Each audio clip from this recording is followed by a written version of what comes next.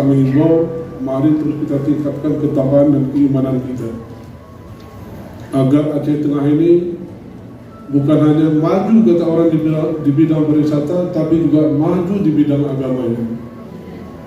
Islam bagaimana menjalankan syariat adalah salah satu.